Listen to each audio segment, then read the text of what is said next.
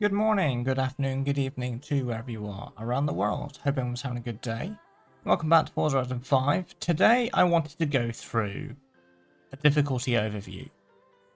And it's only because as of recently, I have mentioned in a recent video about some aspects not affecting difficulty bonus, because that's one of the most important things in Forza is what actually affects what. So I wanted to do an overview to demonstrate and show you what affects what.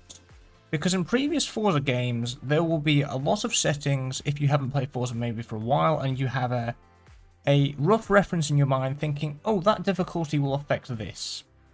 Well, I think you'll find in Forza Horizon 5, you'll be pleasantly surprised, and I think this increases accessibility. However, the downside is people that do put on these other more advanced assists might feel that they're not being rewarded for these assists. But I think overall it's a good change. I mean, that's up to you. So obviously, driver difficulty I tend to do it above average. I switch mine between above average and highly skilled. Depends if I want a big challenge or a smallish challenge. I would say, despite it being called above average, I think a decent amount of players will go for above average. It's a kind of nice medium. It's not too easy and it's not too hard. It's just kind of in there. Sometimes you'll be first. Sometimes you just won't, as you've probably seen by my previous racing videos. So let's go all the way down. Tourist. That is a new one. Not seen tourist before. So you get 20% for that. Obviously, I have all these other options enabled, so just bear that in mind. That might be affecting this. But from my current setup right now, it goes 20, 25, 30, 35, 40, 45, 50, and then up to 60. And then 70, which is unbeatable. I'm going to whack myself down to above average. So we know driver type difficulty, obviously. Now this option's quite neat because it's just a preset. If you change this, it basically affects everything below it. It doesn't affect your driver tire difficulty, it just affects the actual assists themselves. So if you wanted to if you had no clue what these options did, just, do that. It's an easy option to do. But I'm not going to do that. I'm going to keep them on my kind of custom settings. Now, anti-lock, does it affect anything? It does. But only if you turn anti-lock off. See, I like having it on and not even assisted. I like it just on. Because this is your anti-brake, anti-locking braking system, basically. And most modern cars, they will have an ABS on. And even when you're racing, you'll have ABS on. Sure, some racers will turn it completely off, but it does prevent it from your tires locking up completely. So I kind of like that. Steering. Yeah, it doesn't affect it whatsoever. A little bit surprised at that. Someone wants to do simulation steering, which is what I do. Bear in mind, I do use a controller for Forza Horizon 5. So yeah, doesn't affect it at all. So if you need a little bit of steering assist, you don't need to worry. Traction control, it does by 10%. Now I have mine off. Traction control, I can live without traction control. As it says in the description, it will keep the wheels from losing traction by cutting power. Yep, that's a very nice description of it, and it does affect it. I have mine off, gives me plus 10%.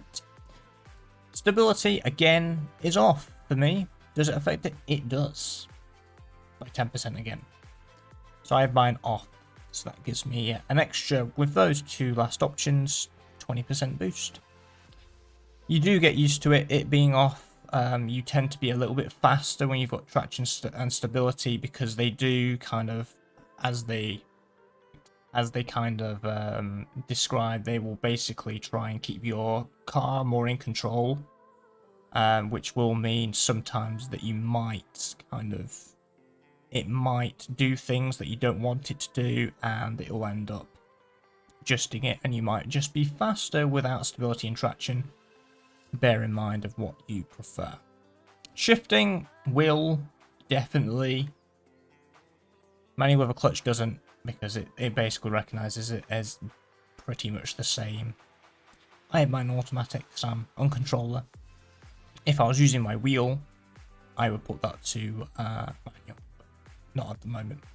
Driving line. This is one in previous Forzas that has affected your credits. As far as I know, anyway. Because it's implanted in my brain that is true. But as you can see, it does absolutely nothing. This is why recently I've enabled the braking line, because I have kept, when I've done multiplayer races, I'm turning it off. Sorry, I'm turning it on, and then when I'm doing single player and again solo driver tasks, stuff for videos, I turn it off again. But that's because what I'm used to by doing some sim racing, because I do sim racing as well as Forza Horizon 5. I've turned it on recently because, first of all, it doesn't affect my difficulty bonus. Second of all, I don't care if you judge me. And third of all, it's a good indicator, especially with online. And if I do forget, I have forgotten a few times, it means I can concentrate on not being torpedoed by silly Forza players and concentrate on actually cornering properly. Damage and tyre wear. I like my cars to be clean and nice and undamaged, so I tend to have mine not on none.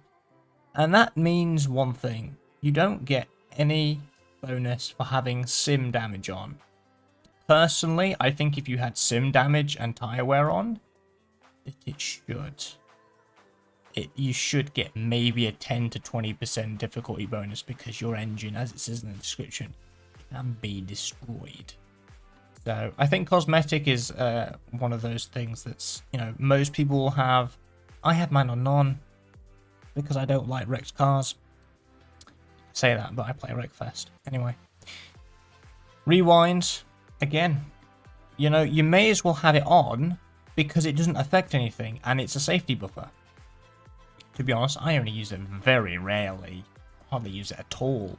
But I do remember it adding, I think, maybe 5% in a previous Forza. I can't remember if it was a motorsport game or it was Horizon. It was probably Horizon. But yeah, that's an overview of all the difficulty settings and what affects what.